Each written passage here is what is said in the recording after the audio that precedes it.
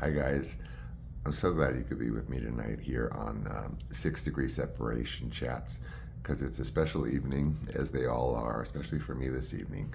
I am welcoming a guest by the name of ISH Bermudez. I'm so glad he's able to join me.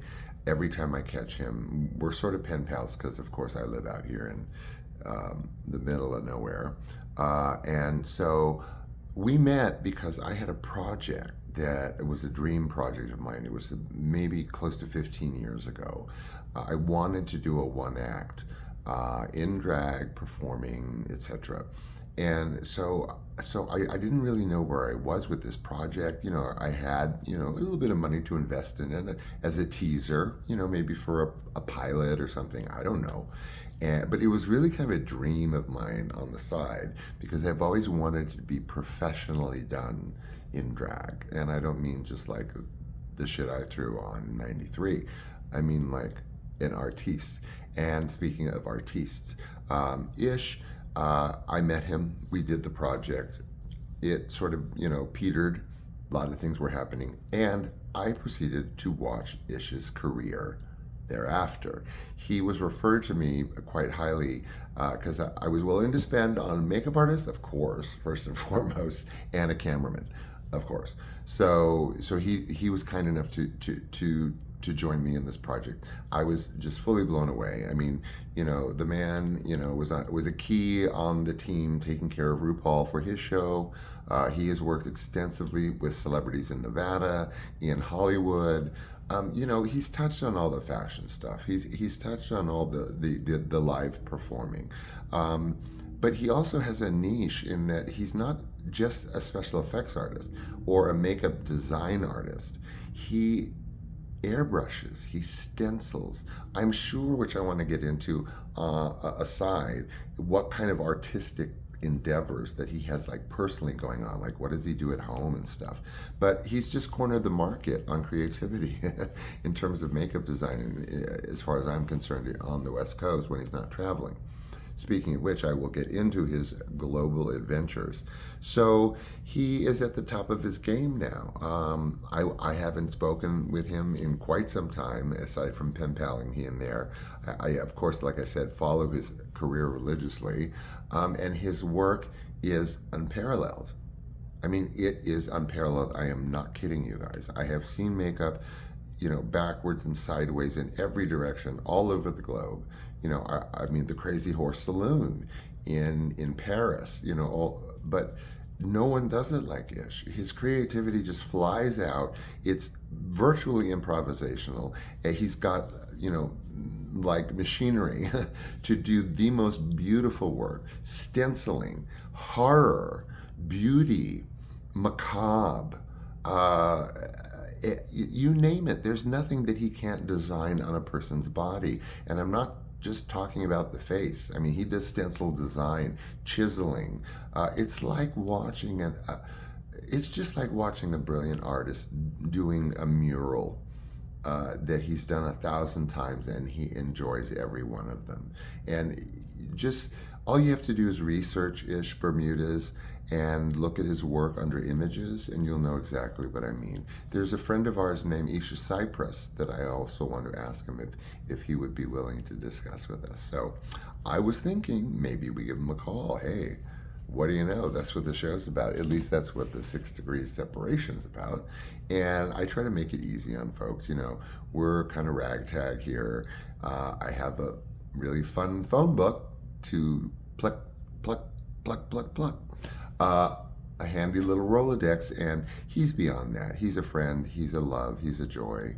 And like I said, we don't keep in touch enough, so this is kind of good because I want to find out what is going on with Ish. So to make it easy, I tell them, my guests, my generous, lovely guests, that I'm just going to give them a call. They don't have to call at exactly a particular time. So why don't we just go ahead and do that now directly? And I think I can manage pushing a button. So let's see what happens. Hello, thanks for calling. It's Bermuda. Please leave a message and I will give you. Oh my goodness. I'm gonna have to try again and see what happens. Okay. Now we're gonna work our magic and try this again and see. He's probably on the other line. So let's see what happens if we go straight through.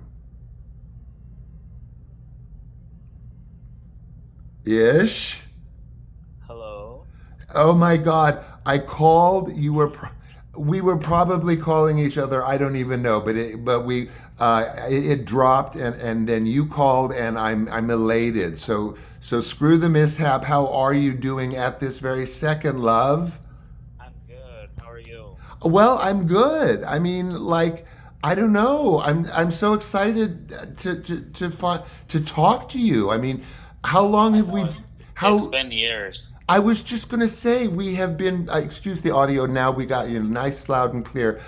I mean, we've been pen paling, and I know. I was telling the audience. I gave them a lead in on all of your wonderfulness professionally, and we can touch on some of that. But my shows are more kind of sort of personal and sort of like, I don't know, interesty, humany-ishy. No pun intended. Oops, there goes the hammer. But seriously though, I mean, like, there's a couple things I want to get into, but where are you? Where are you? I mean, I can't keep track between the traveling and the work, so we'll get into that. But what is Ish doing at this minute? Well, today is my day off. Okay. So I've been running around Yeah. doing errands and whatnot. It's a hot day here in Las Vegas. Oh, is it? First of all, I'm here in Las Vegas. Yes, I know. I've been working on a show here at one of the casinos. Oh, okay. And I've been here for 3 years now. But, I didn't know that. Yeah, I makeup designed all the makeup looks for the show. Yes, And, yes. I guess I could say the show, what it is. It's over at the Wynn Resort. It's called Awakening. Oh, okay. And I've been there for 3 years now, and it's a great show. It just won an award for Best Production Show in Las Vegas. Are you kidding? Really? With all that Yeah. stiff competition? I know, right? All the certs and whatnot. Wow. Well, Yeah, that's a big deal. Well, yeah, and it is a big deal. That particular show, I mean, I only can follow, along, Googling and things like that. But, from what I've heard, it's really head and shoulders above some of the other types of, I don't want to say Cirque shows, but this is a standout, isn't it? Yeah, I think so. It's like a pretty big production, as far as storytelling. Yes. And magic. Yes. And Acrobatics. just like acrobats and Unbelievable, you aerialists, guys. and people really seem to love that. Yeah. So, Just especially like in Las Vegas. this weird curiosity, and then we'll get into stuff. This is off the top of my head. With all of that work that's involved in those shows, which you just outlined, how does the makeup stay on? Well, we use a lot of what do you call it? Sealant or? Full coverage. Oh. So it's basically a theatrical makeup. We use a lot of Krylon and Okay. bentonite, which is known for theatrical Okay. settings. Okay. And a Okay. lot of drag performers wear that kind of makeup. It's like, it's meant to stay on for a while. Oh. But also, you have to make sure you wear your primer. Yes, of course. Make sure you're setting the makeup. Otherwise, you're just going to be a complete Disaster. melting mess. Yes. Well, And, I hate to setting spray, really. I hate to horrify you, but of course, I would say, I think 10 years before I met you, we've discussed, that I was doing drag and stuff. You want me to horrify you? Nightly, me and my dolls, how we sealed our makeup? Aquanet. Oh, yeah. On the face. On the face. Right. I mean, when I started, I'm, known to be a performer as well. And Yes. when I started performing in drag Yes.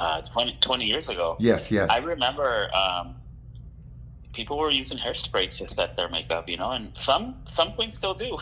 Oh my God, no way. So I have, that's nothing new, huh? I mean, I think it's what set it off, to be honest. Yeah, well, all I can tell you I is mean, that, because honestly, like setting spray is really hairspray for makeup, you know? oh my God, I bet it is. You know what's funny though? It was a bitch to get those lashes not to stick together. I mean, you had to have your eyes wide open because you're gonna seal your eyes like a dead fly, you know. And so I mean, oh my God, Ish, I was so desperate for makeup. So sometimes when I was in drag, I'd get it from Party City. I remember once I did. I mean, I was an hour into it, and I was literally the black eyes were dripping, the red eyes were.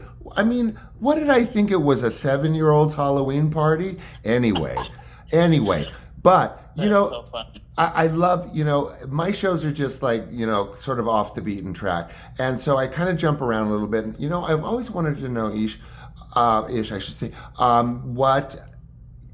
mean, like from elementary through high school, was it makeup? I can't imagine it wasn't other artistic endeavors during your school years. What was it? I mean, I honestly didn't really discover or even play with makeup until my 20s. What? Yeah. Oh. I grew up being very artistic. Yes. So like all throughout, elementary school, I was always like drawing. Yes. I was drawing like, Disney characters, and right. people would want me to like draw them, Mickey Mouse or whatever. And I would just do it, because I enjoyed it. And yeah. Just throughout middle school and high school, especially in high school, I basically took 4 years of art class. Oh. And I did painting, anything you can think of art-wise, Yeah, and I also into photography. So basically, oh, right. I went into like the arts of it all. Yes. And when it came to outside of high school, mm-hmm. I just kind of discovered, because originally I was going to go to school to be like an animator, like to draw cartoons. Are you kidding me, Ish? Animated films. Oh my God. Yeah. So like a lot of it was when I got to that point in my life where I got accepted into college. Yes. The big thing was Pixar animation. Oh, of course. Pixar right. had just came out with Toy Story. Right. And a lot of Toy Story came out a few years ago, but yeah. basically animation had been taken over by computers. Right, of course. So to me, that was just like not it. Like I was like, this is not art. Like I'm not doing anything. I'm using a computer. And I was just I wasn't enjoying it. No. So then I started working for Disney, for Disneyland Resort. Oh, okay. And then that's when I really like discovered makeup, because I was working on a show. Yeah. There, it was the Aladdin. It was like a Broadway version of the Aladdin.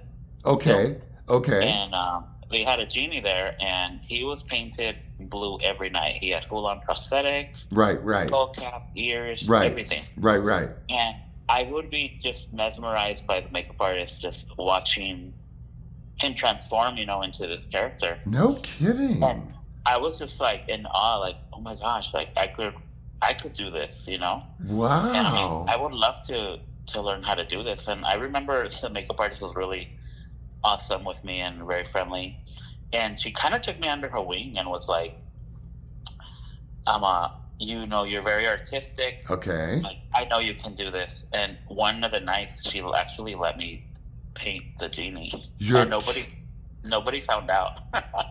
Oh my God. How wild was that night, watching him, knowing he was yours? Right. And I was just like, since that moment, I was like, that's it. I want to be a makeup artist. That's it. That was it. Yeah. And, wow. That was the start of it all. And I remember her telling me, you have it in you, you got this, fly.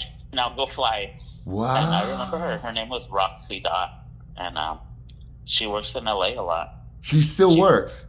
She's still working as a makeup artist. Wow, how great is that? And still working to boot. That's fantastic. So would you, I mean, you wouldn't consider her a mentor, more of sort of like an inspiration? I mean, did you have a mentor besides her of any sort? I mean, I had a few people that I looked up to. Yeah, I mean, she was definitely one of them. Right. And then, you know, I started dabbling in the whole drag thing. Yes, and, of course. I kind of like one of the drag queens in Long Beach kind of like took me under her wing also. Oh. And yeah, so I kind of like she took me under her wing, and she basically taught me everything I know about drag. And are you kidding?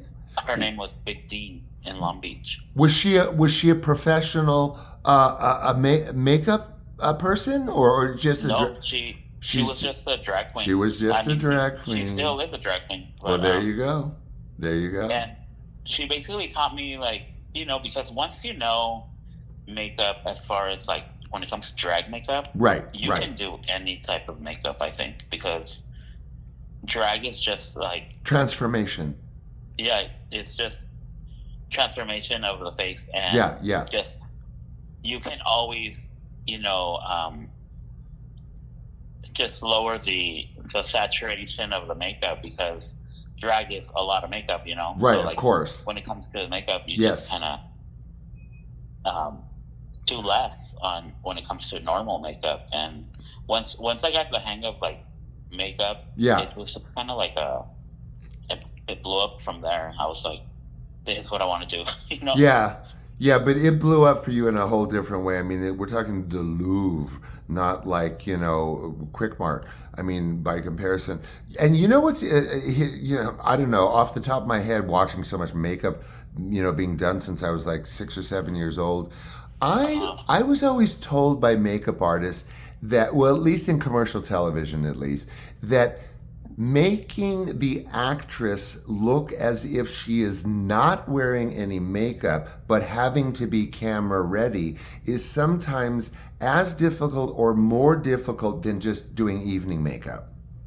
Oh, for sure. Why is that? You have to go with the right shading that looks natural but everything's bland, or? Yeah, basically it's just making sure, it's basically just using concealers and powder. Like you try not to do like, you know, a full coverage or like a full base foundation. It's mainly just like, especially like when it comes to film. Yes. You want the actresses to look natural, as natural, and as if they did the makeup, you know, because if you do a full beat on them for a movie, they're like, full beat. That's not what a normal person. It's not believable, you know. Yeah, no, not at all. And plus now with IMAX, and I mean, I don't know about you, Ish, but I've noticed like, whoa, makeup. I mean, we're talking IMAX. I mean, you can count the pores. You can count the pores on the nose. For sure. Like that always happens to me, where I'll be watching a movie and I'm like, oh, that makeup is amazing. Or you know, the other way around. Like, like they like really messed her up there. Yeah. And it's when you see the unnaturalness of it, right? Like the cakey or the color that's off on the neck, or you know what I mean? Yeah, that's what I figured. Now, perfect segue, because I know it's not your mainstay. You're so in demand in so many areas, and then I want to talk about some, you know, other things. But tell me, you did a couple movies, didn't you? I did. What was that? Because I know not all, but I know so much of what the other things that you do. What was it like? Not that it was a big transition, it's still the same arena, but how was it different doing a film? From theatrical production? Yes. I mean, there's a lot. I feel like with the theatrical production, the job becomes like a routine. Right. It's very repetitive. Yes. Okay. Because you know you have to do the same makeup night after night. Yes. And you have deadlines, so you have to be show ready by 7 p.m. Ooh.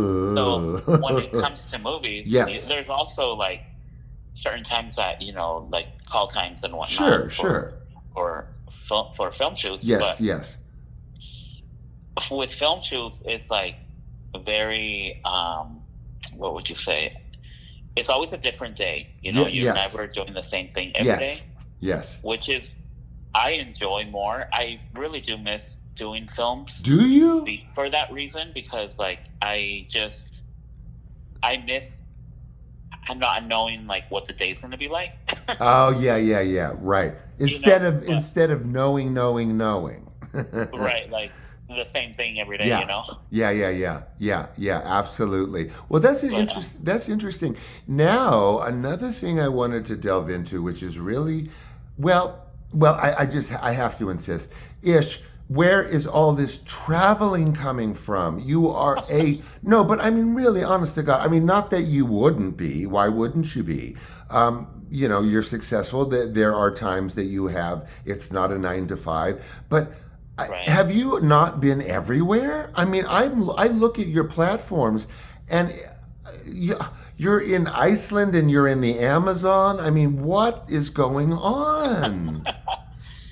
Well, I just kind of developed a hobby to travel. A hobby? It just keeps me, I feel like it keeps me sane, honestly. Yeah. I think in the last 3 years, I've had like, even though like I'm working in entertainment and the industry, it's very corporate setting. Yes. So sometimes I'm just like, I need to get away, Yeah. Just to like refresh, get inspired. And I feel like it does help me, but I started traveling. My first big trip outside of the country was in 2018. Okay. And I took a backpacking trip with my sister Jen, which you met many years ago. And I took that trip, and it just kind of like stuck, opened my eyes, and I was like, "Oh my God, there's so much more to life." Yeah, doesn't it do that? Like just to just be at home, Yeah. And like just the way people live, the food. Culture. Yes. I've read and seen some of your interests in the diversities of culture, particularly for a creative person like you. Is that some of the draw, like the absorption of all the varieties of cultures and foods and art? For sure. Like the colors and just there's been times where I'll be out on a trip and I see something and I'm like, oh wow, look at that color. Like look how that and I'll take that and snap a few pictures and take it back to work and design something, with those colors, and it's like really amazing how that comes. It never occurred to me how your travels in that regard, the observations of the beauties and like if you go to Ireland, you've never seen green like that. They're right. You can't conceive of that kind of green. But it never occurred to me that this could inspire your artwork in that way. That's fascinating. For sure. Colors alone, right? Right, yes. Wow. But and just I've just been obsessed with traveling ever since, and I actually in 2020 was, I think you knew this, but I caught COVID early on during when it all happened. Quite seriously, I might add. Yes. Very. And I almost lost my life. Yes. For a minute. I remember. I was terrified. And I remember being in the hospital and just being like, wow, like, well, I'm like, I lived a good life, and I remember talking to God and just being like, thank you for everything, and if this is it, I think I lived a good life. Yeah. And I promised myself that if I survived that, that I would just live life to the fullest, and Did you really? And you really take every trip I want to, and just you kept your word. You kept your word. Yeah, just because like that just opened my perspective into life, and just life is truly short. And it promises nothing, Ish. It promises us nothing. Definitely. No deadline. Right? Too bad sometimes. Oh God! Now, could we talk about our friend Isha Cypress, or is that Sure. okay? I love her. She's a goddess. I would not know quite literally Ish, and you know my background a little bit, where to begin with Isha Cypress. Is there any form of introduction or ice breaking? I mean, With she's who she's is a she? little Why does she have this? Latina. Where is this glamour and style coming from? She's just a little spicy Latina that likes to come out here and there. Spicy. For a while, she was performing every weekend. Yes. In Las Vegas here Yes. at one of the gay bars here. Yes, yes. And unfortunately, the bar closed about almost a year ago. So I just been kind of like, I hung up the costumes and kind of devoted myself to just work. Yeah, yeah. And, but I'm having the edge, and I saw a couple pictures of an edge. Yeah, I'll be performing soon, actually, for Where? Pride Month. Oh, I'll be where? Resorts World here at the casino in Las Vegas. They're When? doing a drag brunch fiesta. Okay. And I'll be doing that on the 28th Of June. We're doing 2 shows. Okay. But I'll be performing there with some of the Drag Race girls. Of course. With, like James Mansfield, Coco Montrese. Ooh. Yeah, a few. For the pretty well-known brunch. Drag queens. What a brunch.